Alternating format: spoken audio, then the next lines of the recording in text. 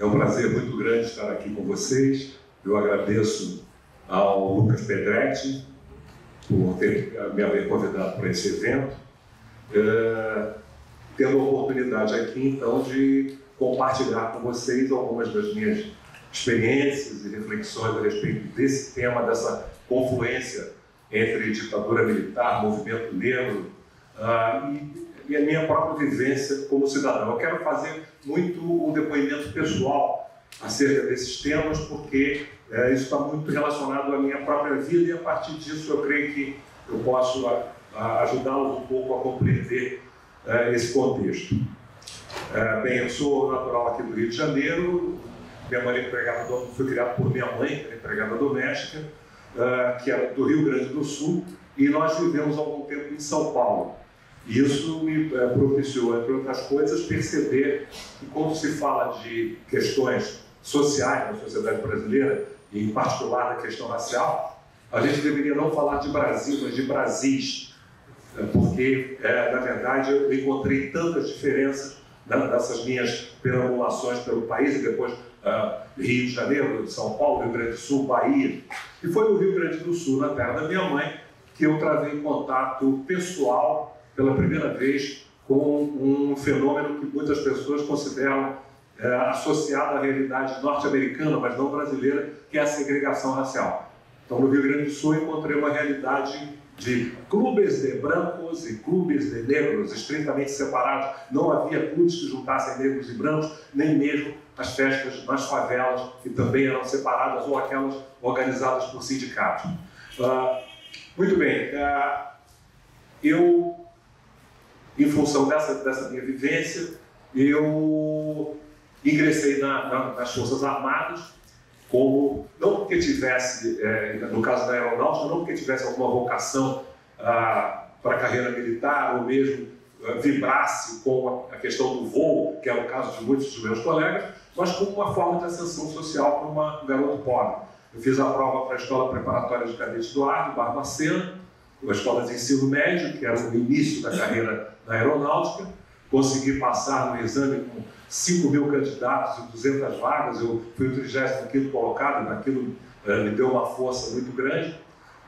Fiz a escola preparatória e estava no 3º ano da escola de aeronáutica, que naquela época se localizava aqui no Rio, no Campo dos Afonso, quando me aconteceram, houve 2 incidentes muito marcantes e traumáticos na minha vida. Primeiro, eu pilotando, sofri um acidente, caí, foi culpa minha, digo eu, pousando no Aeroclube de Nova Iguaçu. Eu posei em cima, por um erro meu, posei na estrada que passa em frente ao Aeroclube, caí em cima do capô de uma Rural Willis, e ainda, de uma certa forma, amorteceu a queda. Graças a Deus não aconteceu nada com o motorista. E eu, para um acidente de avião, tive muito pouca consequência do ponto de vista físico. Eu fraturei maxilar e quebrei dente. Mas o trauma de estar no comando de um aparelho foi tão grande que eu nunca depois consegui dirigir um automóvel. Até hoje nunca o fiz. Cerca de um mês depois, minha mãe morava em São Paulo, eu estava me recuperando desse acidente, quando recebi o telefonema. Eu voltaria para o Rio na segunda-feira, era uma sexta-feira, sábado era 7 de setembro. Eu recebi um telefonema que havia um avião no Campo de Marte, que era naquela época um campo militar, depois deixou de ser, em São Paulo, para me levar, para me trazer para o Rio, onde eu tinha um problema aqui a enfrentar. Quando eu chego aqui no Campo dos Afonso, então recebo a informação de que foi descoberta uma célula comunista nessa escola e você está seriamente implicado. O mundo desabou sobre a minha cabeça. Aquilo era muito pior do que um acidente de avião, porque afinal você está voando e você pode cair. Mas ser acusado não apenas de ser comunista, mas de ter uma célula comunista dentro de uma organização militar naquela época, eu tinha que ser, entre outras coisas, além de acreditar muito naquela ideologia, ser muito corajoso. E na verdade o que essa célula comunista era uma espécie de clube do livro informal. Outros cadetes que gostavam de ler, que gostavam de literatura, trocavam livros, Depois nós criamos uma vaquinha que se realizava no início do mês, quando a gente recebia o salário, o soldo, cada um dava uma contribuição, alguém era sorteado e poderia comprar os livros que quisesse com aquele dinheiro. Depois a gente arranjaria uma forma de distribuir esse material. E, num determinado momento, alguém teve a ideia, bem, quem ler um livro e quiser fazer isso, pode fazer comentários. Nós fizemos algumas reuniões e a coisa morreu de inanição, nem me lembrava muito mais disso. E o que acontece? Aquele era um momento de Guerra Fria, era um momento, então, em que a explicação que foi dada, na verdade, foram eu e mais dois mandados embora, desligados, não expulsos, mas desligados por inaptidão para o oficialato, foi a forma que eles encontraram. E o tenente-coronel disse claramente, olha, no caso de vocês nós não temos certeza, mas não podemos ter dúvida. Então, ao contrário do que rege o direito, em dúvida contra o réu e não pró-réu. Então, aquilo me causou um trauma pela injustiça, mas eu resolvi imediatamente fazer vestibular eu queria fazer jornalismo, essa era a minha habilidade, essa era a minha vocação, escrever. Passei, então, no vestibular para a Escola de Comunicação da UFRJ e naquele mesmo ano, fiz uma prova e entrei para o Jornal do Brasil para trabalhar como revisor tipográfico, uma profissão que hoje nem existe mais, mas consistia em corrigir erros de um texto antes que fosse para a impressão final. E aquilo ficou, é claro, uma marca em mim, essa coisa de ficar corrigindo erros, quando eu vejo o anúncio de um restaurante aquilo, com crase no ar, aquilo me dá até uma indigestão. Eu amar profissional. Mas o Jornal do Brasil ficava na Avenida Rio Branco, 110, e aquilo me fazia chegar ao Jornal do Brasil, fazer com que eu passasse por várias bancas de jornal que vendiam publicações estrangeiras, entre elas a revista Ebony, que era uma revista negra americana, sobre a qual eu tinha ouvido comentários no Sul. E era interessante que os negros do Rio Grande do Sul comentavam, discutiam o racismo, uma coisa que não acontecia tanto aqui pelo Rio de Janeiro. E eu finalmente consegui comprar a revista, porque até comprar a revista foi um ato que eu precisei superar barreiras dentro de mim. Aquilo significava se assumir como negro de uma certa forma. E logo nessa primeira revista que eu compro, a capa era uma foto de um jovem, então, político negro da Geórgia, chamado Julian Bond. E, evidentemente, com cabelo afro. E eu abro a revista e eram os cabelos, as vestimentas de estilo africano, não apenas isso, textos que explicavam aquilo. Tanto que até hoje eu não consigo usar o termo cabelo Black Power. Essa é uma invenção brasileira. Se você chegar para um americano e falar de cabelo Black Power, eles não vão entender. Black Power é um movimento político, não corte. O corte é afro ou natural. Bem, e eu fui, então, em função disso, um dos primeiros, hoje parece engraçado, um dos primeiros a usar cabelo afro no Rio de Janeiro e, portanto, no Brasil. E aquilo me provocou uma mudança interior muito forte, um reforço da minha autoestima, não total, mas um avanço, porque a partir daquele momento eu comecei a ser olhado de outra forma. Eu lembro de uma situação em que eu estava num ônibus e havia um casal branco, a menina beijava o cara para ficar me olhando. Então, aquilo me deu uma recuperada na autoestima que tinha sido tão bombardeada, sobretudo no momento quando eu vivi em São Paulo, que foi discriminado de todas as maneiras, e aquilo me ajudou a recuperar. Mas eu acreditava não acreditava que aquelas ideias que Ebony apresentava pudessem se aplicar à realidade brasileira devido às diferenças entre as duas sociedades.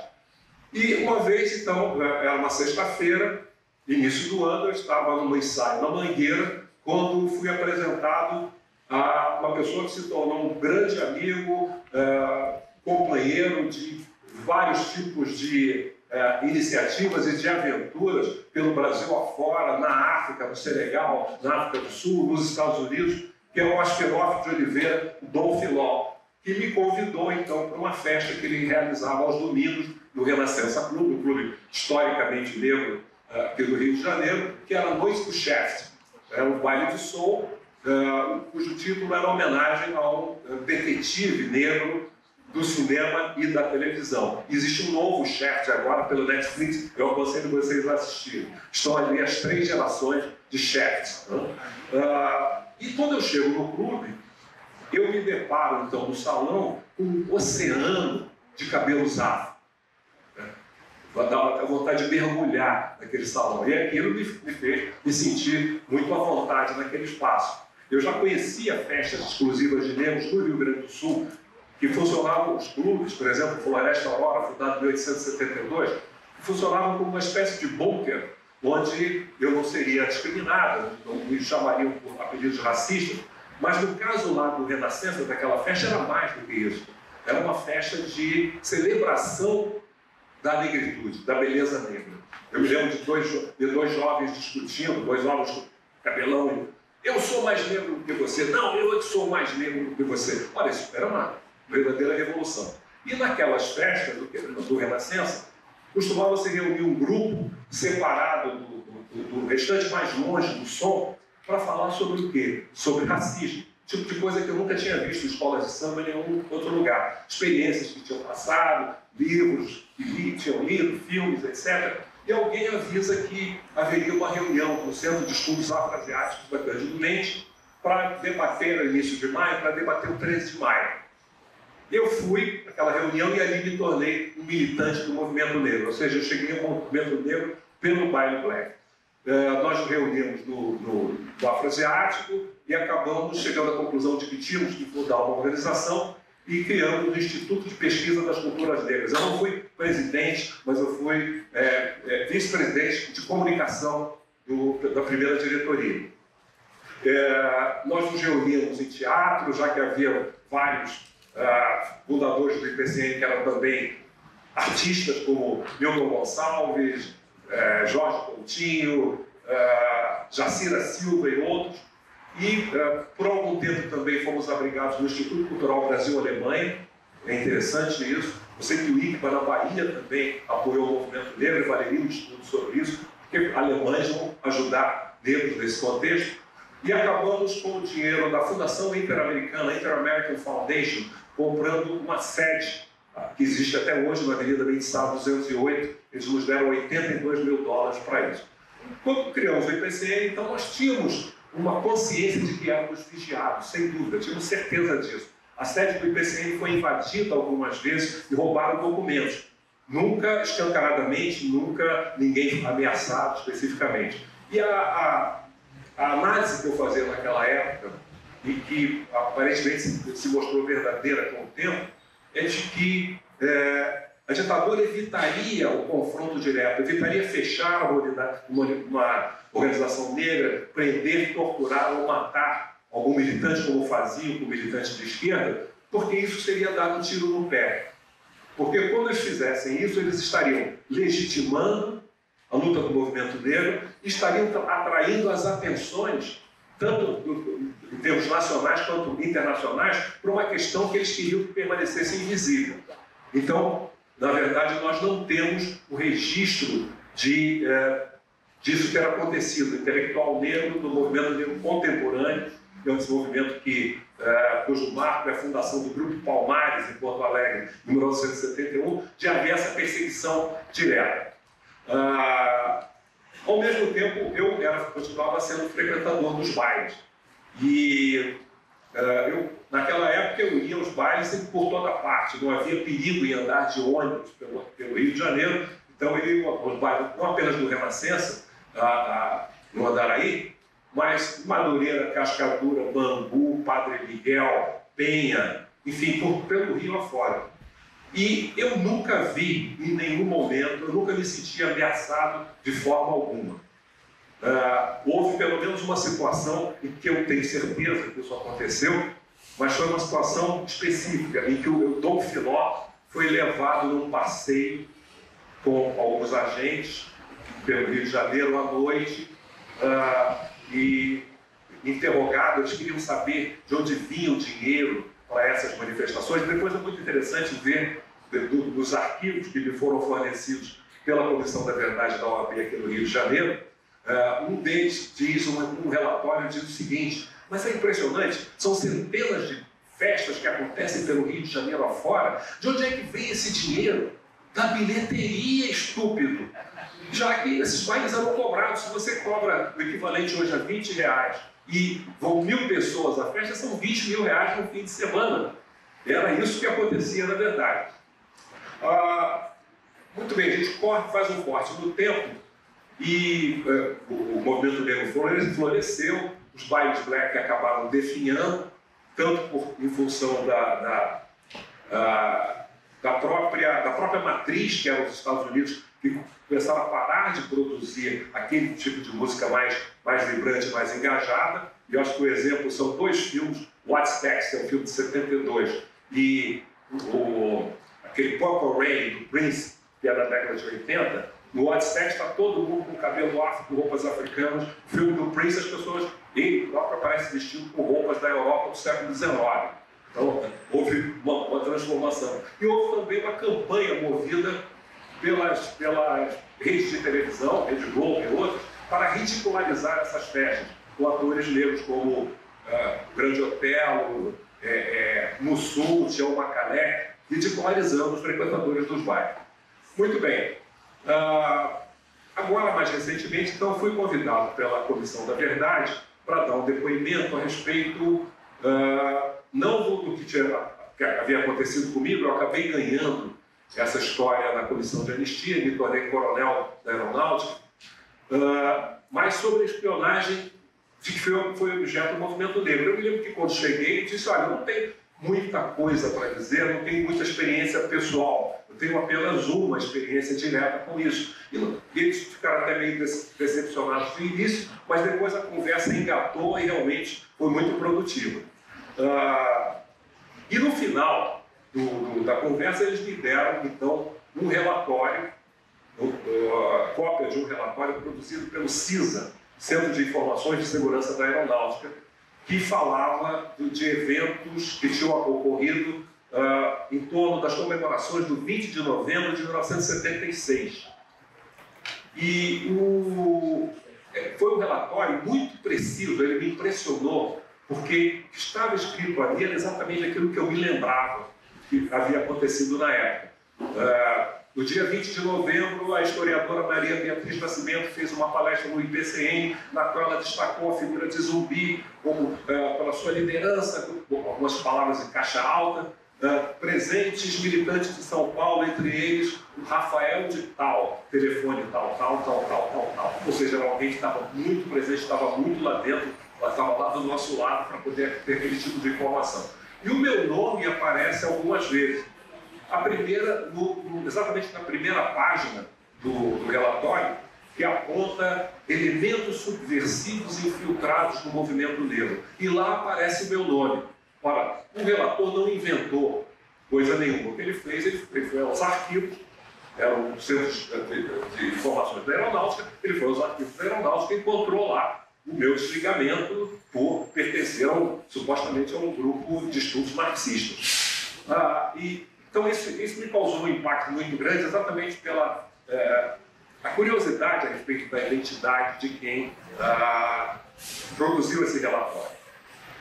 Mas eu creio que o texto fundamental para a gente entender essa questão, especialmente do lado do movimento Black, é o texto da Paulina Alberto, que é uma argentina, professora de História e de Português na Michigan State University, quando o Rio era black grifado, não é quando o Rio era negro, quando o Rio era black. E ela mostra, então, algo fundamental, que foi a publicação de uma reportagem no caderno B do Jornal do Brasil, da autoria de uma jornalista, nós a identificaríamos como negra, ela preferia se identificar como mulata, chamada Lena Frias, e o título é Black Rio, o orgulho importado, entre parênteses, de ser negro no Brasil. Uma reportagem de 4 páginas em que ela revelava, então, e se vocês me permitem o clichê, para a elite branca da Zona Sul, um fenômeno que já vinha acontecendo há alguns anos no Rio de Janeiro, mas que era desconhecido dessa mesma elite porque acontecia nas periferias, nos bairros dos subúrbios da Zona Norte e da Zona Oeste. E ela, no começo da matéria, ela cita um evento que cruza sobretudo os dois fenômenos paralelos em contato, mas não organicamente vinculados, que era o movimento negro e o movimento black. Ela cita, então, o primeiro aniversário, a comemoração do primeiro aniversário do IPCN, do Instituto de Pesquisas das Culturas Negras, que jamais pesquisou coisa nenhuma, era apenas um nome de fachada, um nome cultural, que a gente considerava que seria mais bem aceito na época, antes da abertura política. E o aniversário, então, foi comemorado no Museu de Arte Moderna da Cinemateca. E nós propusemos, então, passar um filme, esse filme que eu mencionei, What's Next. What's Next, na verdade, era um documentário sobre um festival de música negra realizado em Los Angeles, em 1972, no estádio Los Angeles Coliseum, que lembrava, então, os levantes que aconteceram em Los Angeles na década de 60. Basicamente música, mas o MC desse festival foi o reverendo Jesse Jackson, vestindo a caráter na época, cabelo afro desse tamanho e túnica africana. E num determinado momento, ele convoca a plateia do estádio que estava lotado para recitar com ele a litania negra. E ele ergue os punhos: I am somebody. I may be poor, but I am somebody. I am black, beautiful, proud. I must be respected. I must be protected. Olha, esse filme causou um impacto tão grande que houve gente que viu mais de 20 vezes. Tinha gente que chegava no início, na primeira sessão, e ficava até o final. Eu vi naquela época pelo menos 11 vezes. Né? Depois vi outras vezes. E a Cinemateca do Londres já tinha passado aquele filme, considerou que era suficiente fazer uma sessão. Nós vamos fazer 2. Não, está bom. Só que esse filme era passado, trechos desse filme eram passados nos bailes. E as pessoas dos bailes foram convocadas a assistir o filme. Então, quando se chega lá, havia mais de 2.000 pessoas. E a Cinemateca teve que programar imediatamente uma segunda sessão. E isso está lá no texto da Lena Freitas, a respeito do Black Rio, desse fenômeno. E o que a Paulina Alberto mostra muito bem é como é que isso, qual foi a reação das elites a esse fenômeno. Primeiro, uma reação de surpresa, em alguns casos de admiração, mas na maioria das vezes de rejeição, tanto à direita quanto à esquerda do espectro político. Para a direita era o radicalismo afro-americano chegando ao Brasil, os panteras negras, coisa desse tipo, era algo ligado ao comunismo, e o interessante numa época em que o comunismo rejeitava a discussão da questão racial no Brasil, porque dizia que isso ia dividir a classe trabalhadora. E eu tive experiência direta com isso. E, ao mesmo tempo, para a esquerda, era uma coisa muito mais simples, era uma manifestação do imperialismo americano que queria acabar com a nossa cultura tradicional popular. Havia aquela visão difundida pelos centros populares de cultura que o que era válido era aquilo que era nacional e popular.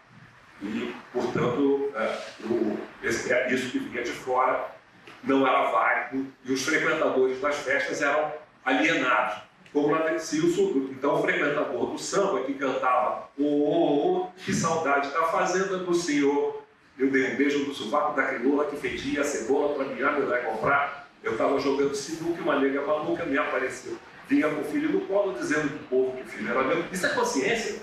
Desculpe, mas o samba também não trazia essa consciência até aquela época. Ele começa a mudar na década de 1970 e a incorporar também essas temáticas.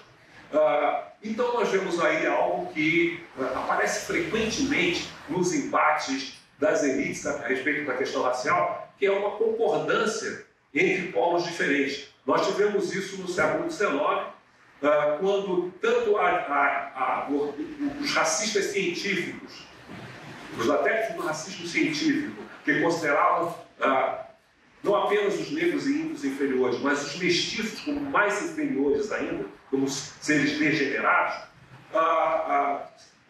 na hora de encontrar uma solução para esse problema, se juntaram com aqueles que eu chamo de racistas alternativos, para os quais nem todos os mestiços eram inferiores, havia mestiços superiores e inferiores, os mais próximos dos brancos sendo superiores. Mas ambos os grupos chegaram a um acordo na promoção de uma política de imigração para branquear a população brasileira. Iria funcionar ou porque os imigrantes não iriam se misturar, não estavam acostumados a esse processo, e, portanto, iam prevalecer como mais aptos, ou iriam sim se misturar, mas seus genes iriam prevalecer por serem mais aptos, e essa é a ideia que predominou e que aparece na fala do representante brasileiro ao Congresso Universal das Raças, realizado em Londres em 1911, João Batista de Lacerda. Segundo ele, o Brasil estava resolvendo esse problema do negro pela miscigenação. Em 100 anos não haveria mais negros no Brasil.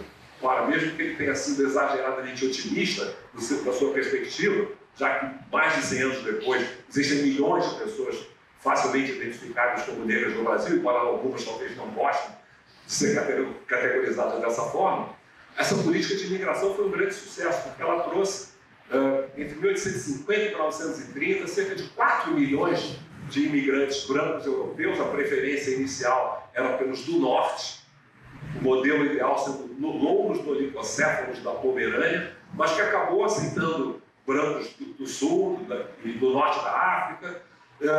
4 milhões, que é mais ou menos coincide com o número, as estimativas dos africanos trazidos para o Brasil como escravos. E se ela não branqueou o Brasil como um todo, ela branqueou o sul. Por exemplo, o Fernando Henrique Cardoso fala que no início do século XIX os negros eram 30% da população do Rio Grande do Sul, do livro Capitalismo e Escravidão do Brasil Meridional. E agora eles são menos de 15%, uma proporção semelhante à dos Estados Unidos. E é muito interessante a gente verificar que o trabalho que eu tenho feito de comparação entre essas duas sociedades, esse jogo de semelhanças e diferenças entre essas duas sociedades, que houve influências mútuas. A palavra miscigenação é uma tradução do inglês miscegenation, que aparece no discurso contra a abolição da escravatura nos Estados Unidos, no qual o Brasil é apresentado como exemplo da degeneração provocada pela miscigenação. Enquanto para os negros americanos o Brasil era visto como um paraíso racial, pelo menos até o final da década de 60. Muito bem, então o que nós tivemos então nesse período da ditadura militar foi uma tentativa de sufocamento dessas questões, que nós vimos como foi apresentado anteriormente, a questão racial sendo considerada como um problema de segurança nacional, só que mesmo um governo autoritário não consegue segurar os avanços da sociedade. E a sociedade começa a mudar em âmbito mundial a partir do final da década de 60, o maio de 68 na França, os movimentos nos Estados Unidos, o movimento negro de mulheres, de homossexuais, o movimento da contracultura, dos hippies. E é exatamente durante a ditadura militar que vai surgir no Brasil, vai penetrar no Brasil a cultura do sexo, drogas e rock and roll.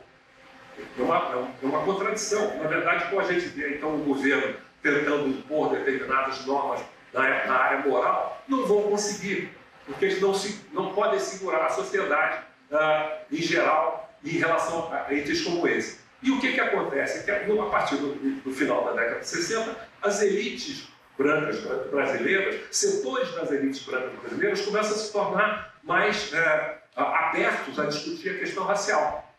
E negros se sentem mais à vontade para criar, então, esse que chama de movimento negro contemporâneo, que vai conseguir uma série de avanços exatamente pela construção de alianças com setores das elites, tanto na academia, quanto na mídia, quanto nos partidos políticos, quanto na área sindical, que costumava defender a ideia de que, se falar de raça, você está dividindo a classe trabalhadora, e aí conseguimos uma série de avanços que culminaram com a adoção de políticas de ação afirmativa. Hoje eu posso dizer, por uma experiência pessoal, que o panorama humano da universidade mudou muito. Eu, que era o único aluno negro, homem, da Escola de Comunicação da UFRJ, da escola toda, não da turma, havia uma ou duas mulheres. Fui o único aluno negro no mestrado na UF, em Ciências Jurídicas e Sociais, e hoje lá no doutorado vejo dezenas de jovens negros com seus cabelos naturais afro, roupas africanizadas, sustentando a sua identidade, o que dá origem a uma série de coletivos. Só no IFIC são 2 coletivos negros, e uma série de mudanças que a gente tem visto na sociedade brasileira. Então, a tentativa da ditadura de parar esse processo não foi bem sucedida. E hoje é com muita satisfação que eu vejo, por exemplo, eu abro revistas de moda, e a Marie Claire é um exemplo disso, e vejo páginas e páginas com modelos negros. O número da Marie Claire recente tem 10 páginas com o modelo mais preta que eu já vi, nunca vi numa revista negra americana. E todos os meses, o Caderno Ela, do Globo, e todos os dias existem entrevistas, reportagens ou artigos assinados com referência à questão racial, algo que não existia. Então nós, claro, os meios de comunicação percebem que há uma mudança na sociedade e procuram refletir essa mudança. Então, trata-se de um momento, apesar de todo o obscurantismo que vem aparecendo no mundo político, do ponto de vista da questão racial, avanços que eu acredito serem absolutamente irremovíveis. Nós estamos avançando, nós estamos andando para frente, graças, em grande parte, como eu disse, às políticas de ação afirmativa, e a realização de um evento como este, com a presença dessa plateia de negros e brancos, que eu considero aqui meus aliados, pelo menos aliados em potencial, porque se não fosse esse tipo de aliança nós não teríamos avançado, representa esse avanço da sociedade brasileira. Nós estamos num momento muito positivo sobre esse aspecto, que eu creio que nós vamos conseguir manter, e cabe a vocês, cabe a todos nós, tornar isso uma realidade cada vez mais presente, cada vez mais profunda. Obrigado.